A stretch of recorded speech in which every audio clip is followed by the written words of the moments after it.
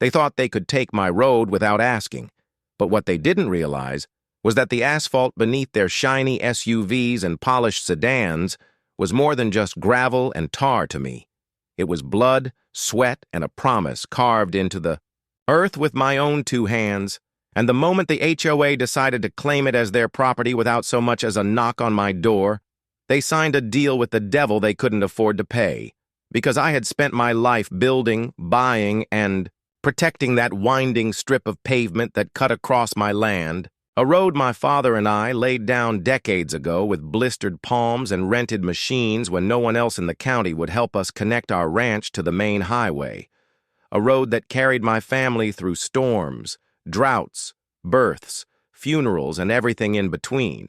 And now these self-appointed kings and queens of the neighborhood, people who had bought cookie-cutter houses slapped together by developers on land that used to be part of my ranch, thought they could swoop in with a resolution typed up on letterhead, wave it around in a community meeting, and suddenly make it theirs. But here's the part they underestimated. I don't play by their rules. I never have. And if they wanted a war over a road, then I'd give them a war they wouldn't. Forget. The kind of war where shiny tires vanish overnight and driveways turn into empty slabs of concrete that echo with the silence of loss. Because I knew every crack, every bump, every drainage dip in that road, I knew its history. And I also knew one thing the HOA board didn't, that legally, the road still belonged to me, not them, no matter how many signatures they scribbled or proclamations they shouted, and the audacity they had when I confronted them in that meeting hall still burns in my memory like acid on skin. Because I had walked into that fluorescent-lit room with the deed folded neatly in my pocket, calm and steady, thinking maybe it was just a misunderstanding. But the moment Meredith, the HOA president with her pearl necklace and smug smile, leaned back in her chair and told me, "Mr. Lawson, this road is community property now, and you'll have to live with the board's decision," I realized this wasn't about misunderstanding. This was about control, about arrogance, about people who thought they were untouchable just because they had bylaws and a lawyer on retainer, and the way the other board members chuckled under their breath, the way the neighbors whispered in the back rows, the way they treated me like some relic of the past, a nuisance standing in the way of their convenience. It all lit a fire in me that had been smoldering since the first time a neighbor complained about my tractor being too loud or my cattle wandering too close to their manicured lawns. And that fire roared higher when Meredith waved her hand dismissively, as if to swat away a fly, and said, "If you don't like it, Mr. Lawson, you're welcome to take it up with the county. But I should warn you, we've already secured preliminary approval to maintain that road ourselves." And right then and there I knew two things. First, the county clerk must have been bribed or fooled because no one had asked me for consent. And second, the HOA had just declared open season on themselves. Because while they had signatures and smugness, I had patience, resources, and a very creative mind when it came to teaching lessons that hurt more than fines or letters ever could. And as I walked out of that meeting with their laughter nipping at my heels, I didn't feel defeated. I felt electric, alive, already calculating the first step of a plan that would leave them confused, humiliated, and gasping for explanations when they woke up to empty driveways. I drove home that night with my jaw clenched so tight it ached, headlights cutting through the dark country road that I had graded myself years ago, the tires humming over the very strip of pavement they had just claimed as their own, and every bump in the road felt like a reminder of what was at stake. Because this wasn't just about asphalt, it was about dignity, legacy, and the fact that I'd be damned before. I let some HOA president in designer heels tell me that the sweat of my father's brow and the calluses on my hands now belonged to her and her cronies. So by the time I pulled into my ranch driveway, gravel crunching under my wheels, I already knew I couldn't play defense. I had to go on offense, but smart offense, not the kind where you storm into offices yelling, but the kind where you Set the board so perfectly that your opponent doesn't realize they're in checkmate until their king is tipped, and as I stepped out of my truck and stood under the floodlight, the cool night air filling my lungs, I looked down that road, stretching, away into the dark, and whispered to myself, if they want it so bad, let's see how they like it when they can't use it at all. And the idea hit me like lightning, sharp and blinding, because the HOA's power wasn't in their meetings or bylaws. It was in the convenience they dangled over their members' heads, the way they promised order, safety, and access. But if that access was suddenly gone, if their shiny cars suddenly had no path, no certainty, then their whole system would collapse, because people don't fear fines, they fear losing control, and nothing strips control faster than waking up to find your car, the very thing that gives you freedom, gone without a trace. So I stayed awake until dawn, sketching plans on my old kitchen table, diagrams of the road, notes about where each board member lived, details of their routines I had gathered over years of watching them like they'd watched me, and as the first orange streaks of sunlight bled over the horizon, I brewed a pot of coffee and smiled at the thought of Meredith's perfectly manicured, hands fumbling with her phone to call the police when her Lexus disappeared from her driveway, and I could already imagine the board members' emergency meeting, their smugness shattered, their voices frantic as they realized that control was slipping through their polished fingers, and though my heart pounded with excitement, I knew I had to be meticulous, careful, invisible, because revenge isn't about rage, it's about precision. And I had decades of precision under my belt from running this ranch, fixing engines, laying fences, managing accounts, all the little things that require patience and exactness, so turning that skill toward a bunch of self-righteous neighbors felt almost poetic, like I'd been training for this war all my life, and I decided the first strike had to be subtle, something that would unsettle them without giving me away, a move that would make them question their own security, their own control, before I escalated to the grand finale of vanishing every car. Because if you teach someone to fear shadows before you show them the storm hits twice as hard. So 2 nights later, under the cover of a moonless sky, I walked down my own road with a black duffel bag slung over my shoulder, my boots crunching softly on the gravel shoulders where the HOA's property supposedly began, and I smiled at the thought that the same road they had stolen was about to become the instrument of their undoing. And as I reached the intersection near Meredith's house, I crouched low, unscrewed the cap from the spray paint can inside my bag, and carefully drew a thick, ominous X across the pavement right where her Lexus usually turned in. Then I walked 3 blocks to where another board member lived and did the same, quiet, methodical, leaving nothing but a silent mark in the night. A mark they'd find in the morning and whisper about in confusion and fear, because no one likes to think their perfect suburban bubble has been breached, and when I finally slipped back into bed just before dawn, my body buzzing with adrenaline, I knew it was only the beginning of a long, calculated storm. The next morning, as I sat sipping my coffee on the porch with my dog lying at my feet, I watched through binoculars from half a mile away as Meredith stepped out of her front door in her pressed blazer, heels clicking against the concrete, her phone already in her hand, like it was surgically attached, and the moment she spotted the thick black X painted across the road by her driveway, she froze, tilted her head, and called someone.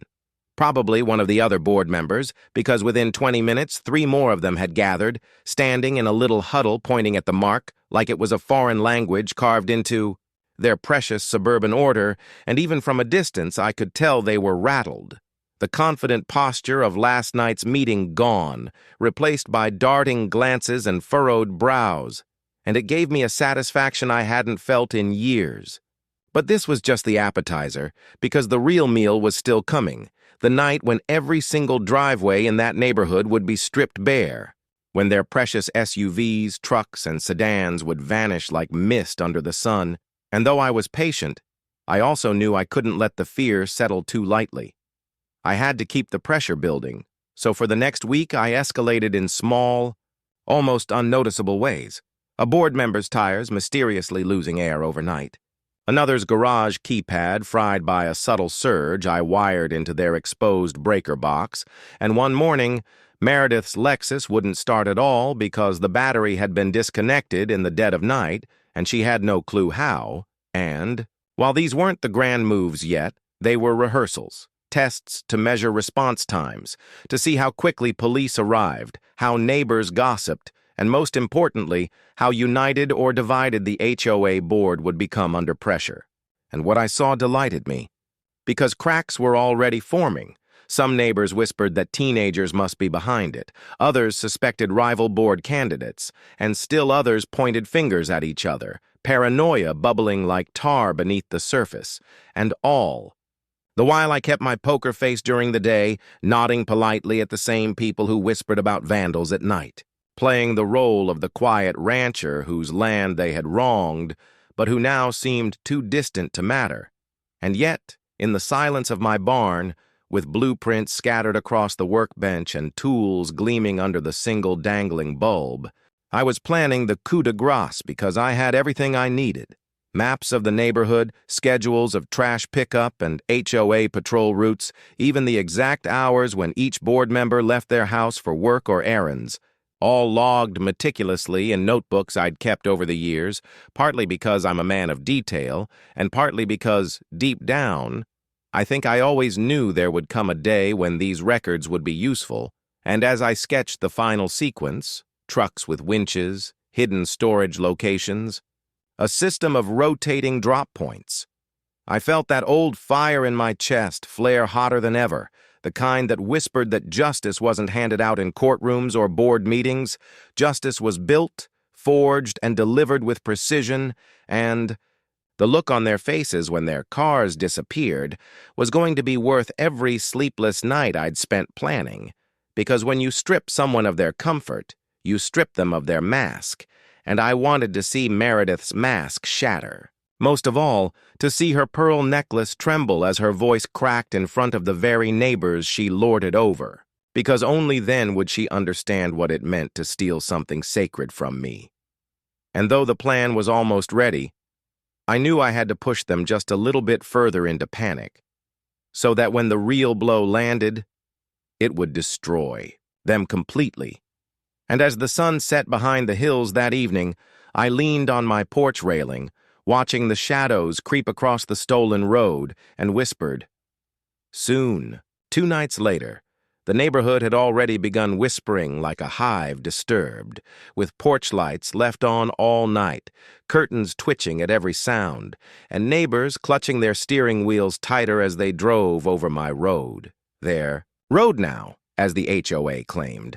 But in truth, it was a road that had become a stage, and I was the director pulling invisible strings from the shadows, and when I struck that night, I wanted them to feel the first true wave of helplessness. So, I picked Thomas Green, the HOA treasurer, a smug accountant type who always smirked at meetings like he was calculating how much everyone owed him, and I watched from the cover of a sycamore tree as he rolled his silver BMW into the driveway, locked it with a double beep, and strutted, inside with his briefcase thinking he was safe.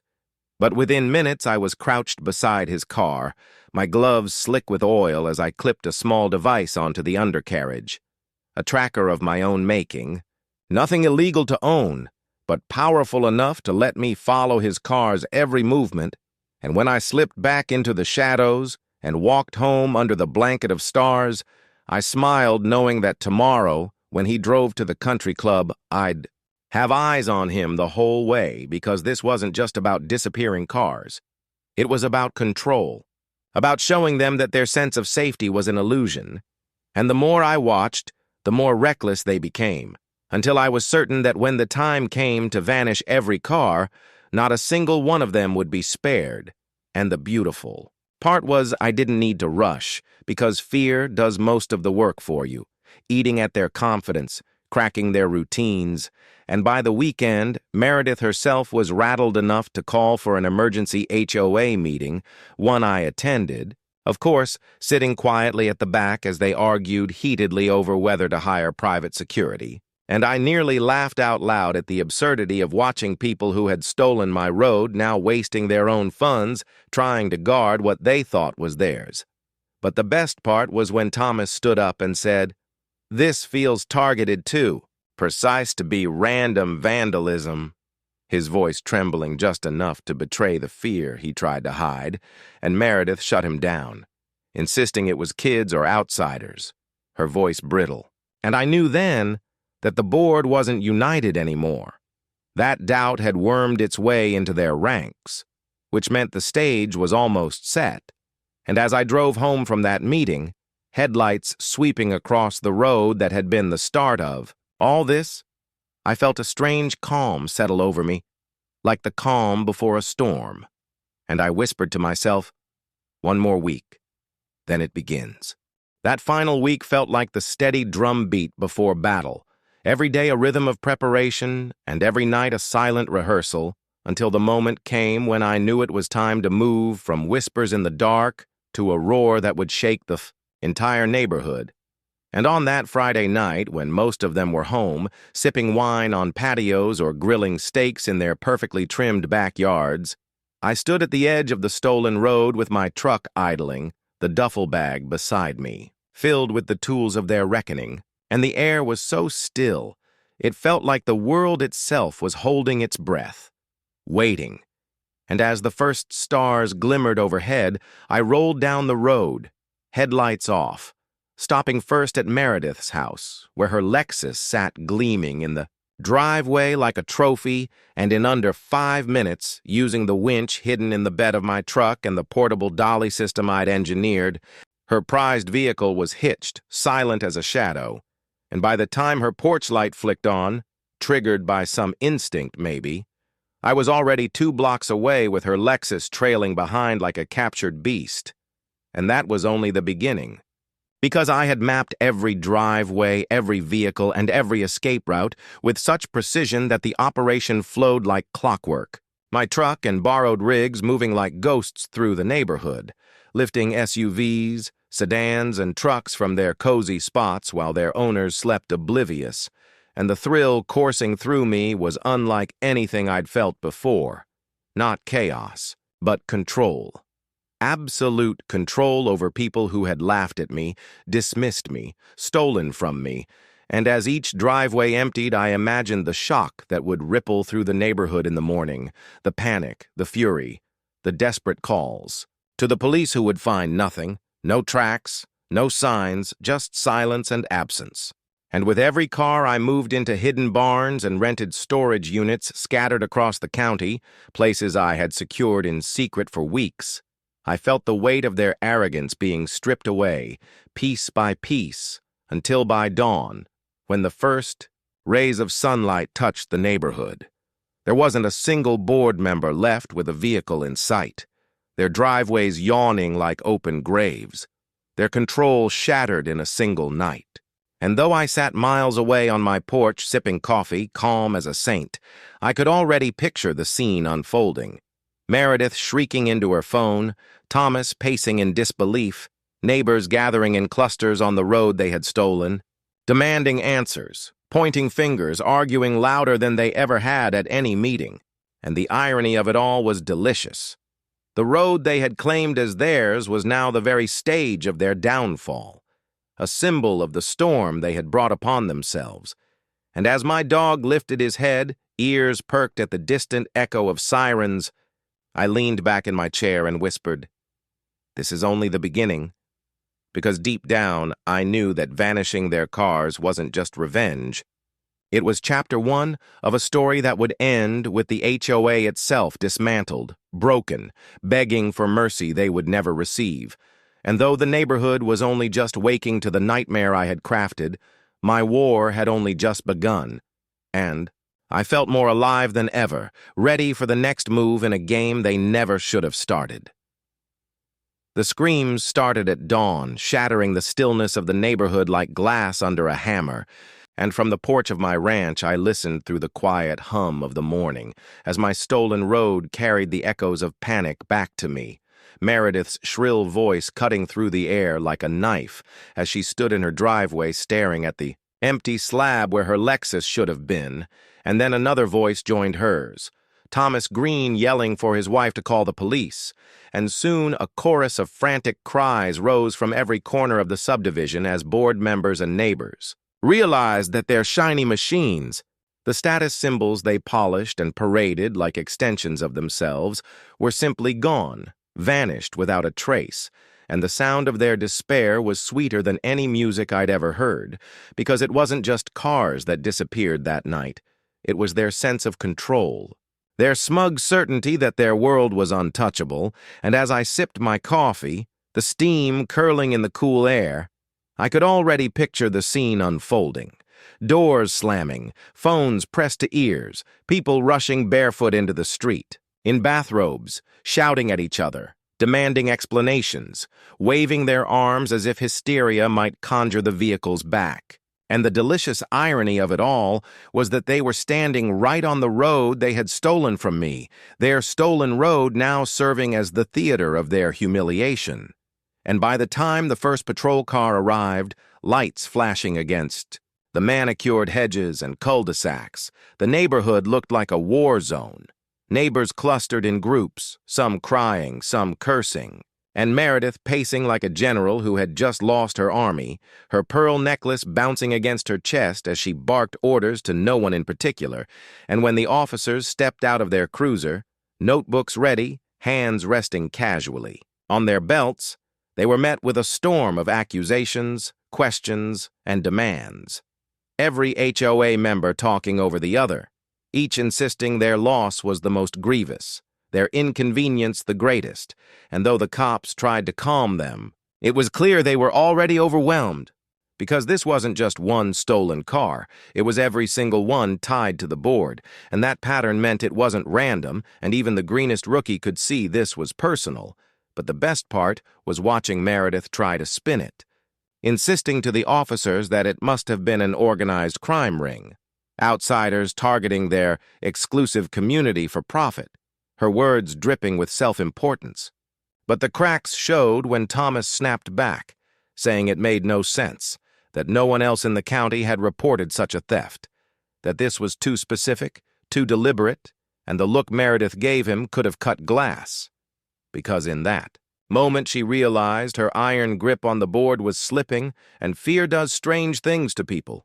It erodes alliances faster than time, and as neighbors began whispering accusations, maybe it was Thomas himself staging it for insurance.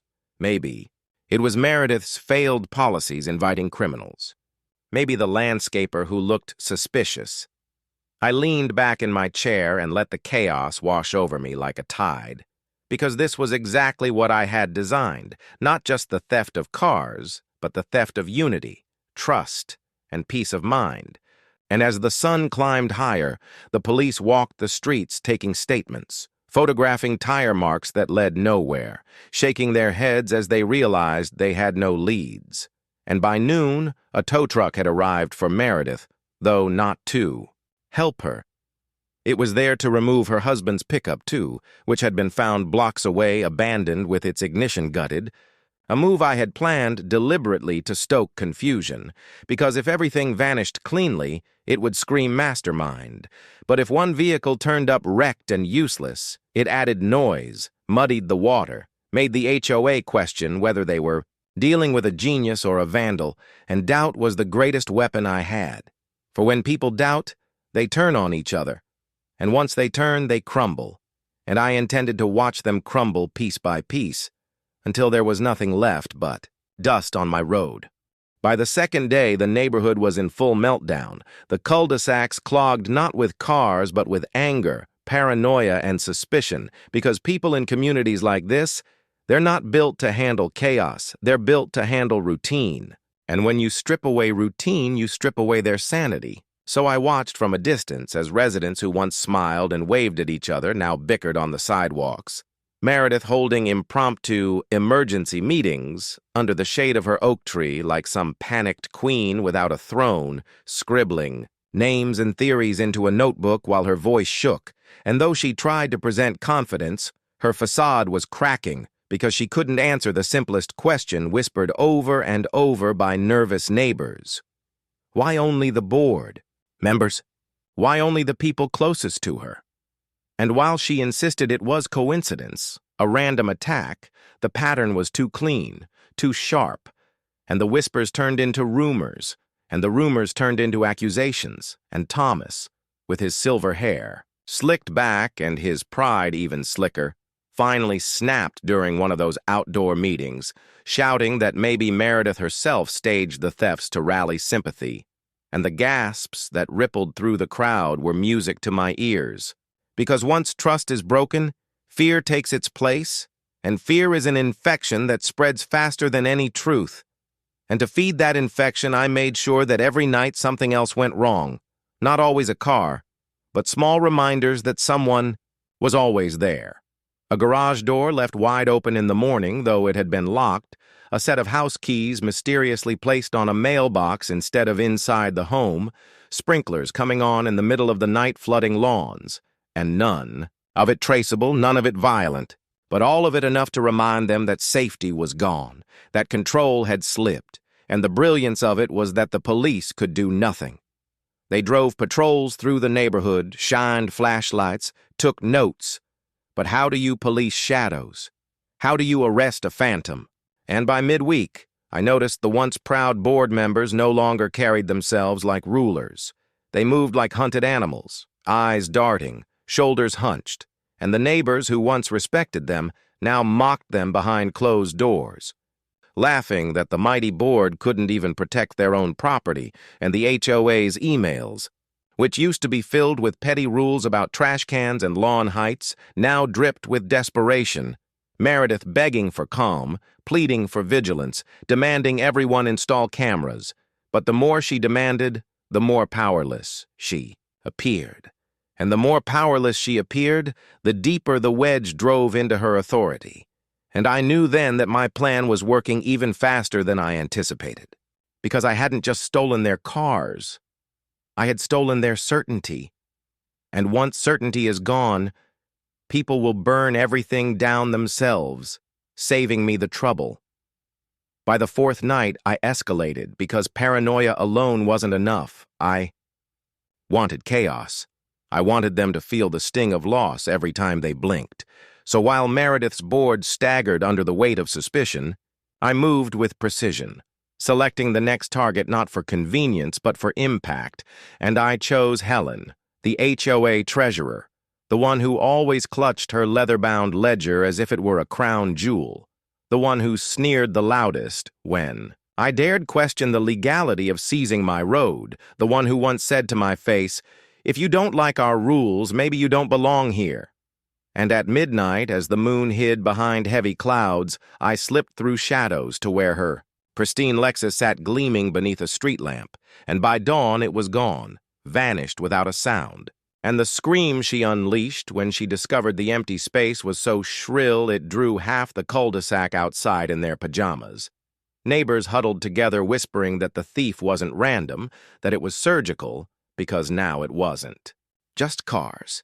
It was the car of the woman who managed the HOA's funds, and if someone could hit her, who was next? Meredith tried to spin it, shouting to the gathering that this was exactly why everyone needed to stand together. But her voice cracked, her eyes darted, and no one believed her anymore, not when Helen herself jabbed a trembling finger in her direction and accused her of negligence, maybe even collusion.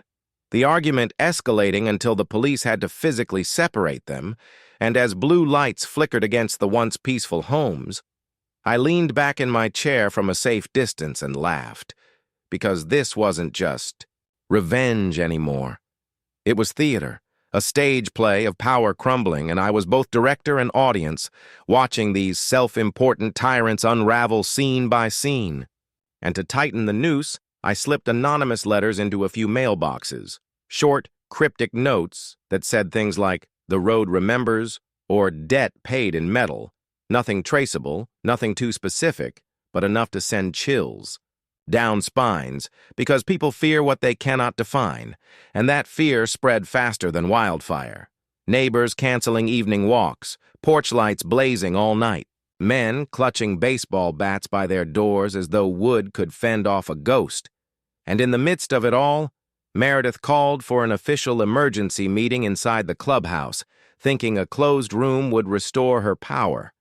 But I made sure. Her humiliation followed her there too, because while she stood at the podium preaching unity, the projector she tried to use to display safety protocols flickered instead with a slideshow of the stolen cars, each photo timed perfectly to match her sentences, her gasps echoing through the room as board members scrambled to yank cables. And neighbors screamed, "How did they get these?" And when she finally fled that stage, face pale, hands trembling, I knew her crown had shattered, because in this neighborhood built on control, nothing was more dangerous than proof of weakness. And I had made her weakness undeniable. By the 5th day, the neighborhood felt less like a community and more like a pressure cooker on the verge of exploding, because without their cars, without trust, without even the illusion of safety, every interaction became a spark, and sparks, in dry brush, led only to fire. So when neighbors spotted Helen screaming at Meredith in her driveway, demanding reimbursement for her stolen Lexus since the HOA failed to provide adequate security, it drew a small crowd, whispers turning into chants, some siding with Helen, others jeering at Meredith, until voices overlapped in a chaotic roar. And that's when Thomas, desperate to reassert authority, climbed onto the hood of his now carless driveway and bellowed that anyone accusing Meredith was betraying the community, that if people couldn't respect the board, they should pack up and leave, and instead of calming the mob, it ignited them, insults flying, shoves traded, one man even spitting in Thomas's direction before storming off, and all the while, I watched from my vantage point with the satisfaction of an architect admiring a collapsing skyscraper, because I hadn't needed to lift a finger in that moment. Their own arrogance was tearing them apart. But to keep the momentum rolling, I planned another strike, something louder, something impossible to ignore. So later that night, I returned with calculated precision, targeting not just a car but a symbol, Meredith's husband's prized vintage Corvette, the one he polished. Every Sunday, while sipping iced tea like a king tending to his throne, and with a few swift, silent moves under the cover of a storm that masked every sound, I rolled that car out, and by dawn, its absence was a gaping wound in her driveway. And when her wail echoed through the neighborhood, neighbors poured onto porches like spectators to a circus, laughing, pointing, some even clapping, because by now they weren't just afraid, they were entertained, and Meredith knew it, her cheeks blotched red, her hair a tangled mess as she shrieked that this was domestic terrorism, that she would call in the state police, the FBI, whoever it took. But her threats rang hollow, because law enforcement had already washed their hands of this mess after too many dead-end reports. And the cruelest part was that some neighbors secretly enjoyed her downfall, smiling at the collapse of a woman who had once fined them for mailbox, paint for garden gnomes, for daring to park a truck overnight, and when laughter followed her sobs back into her house, I realized my revenge had evolved into something far greater than payback. It had become liberation. A dismantling of tyranny disguised as suburban order, and though they didn't yet know who was orchestrating it, the residents were beginning to see me not as a villain, but as an invisible avenger. And that was the sweetest irony of all. Meredith had stolen my road to build her empire, but by the time I was finished, she would have no empire left to stand on. By the 6th day, the neighborhood was unrecognizable, not because the houses had changed, but because the people inside them had.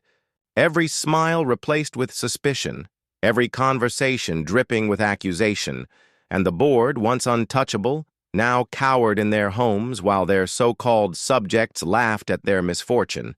So I decided it was time for one last strike to close this chapter, something unforgettable, something that would sear itself into their minds every time they thought about crossing me.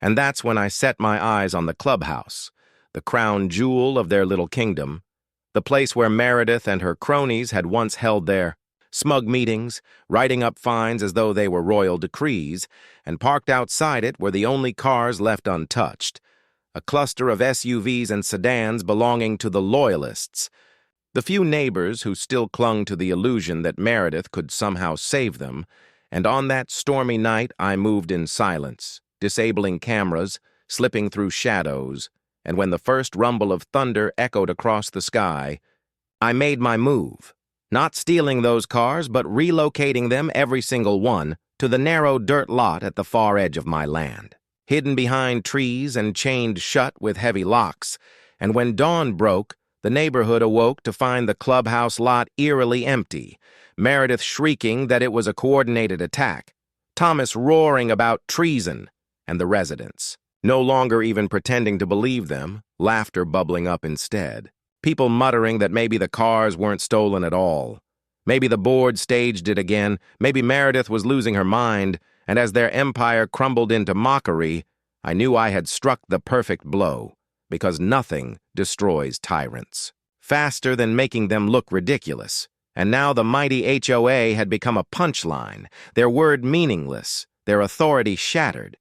And though no one knew the truth, that I had orchestrated every step, they would feel my shadow in every empty space, every vanished car, every sleepless night, and I swore silently as I watched Meredith retreat into her house with her face streaked in tears and rage, that this was only the beginning, because she had taken my road without asking. She had tried to strip me of dignity, and in return I had taken everything she thought untouchable. And when I was done with her and her kingdom of fools, they wouldn't just fear me. They would remember me as the man who vanished not just their cars, but their control, their certainty, and their empire, until nothing was left but silence. And the road, my road, the one thing they could never truly steal,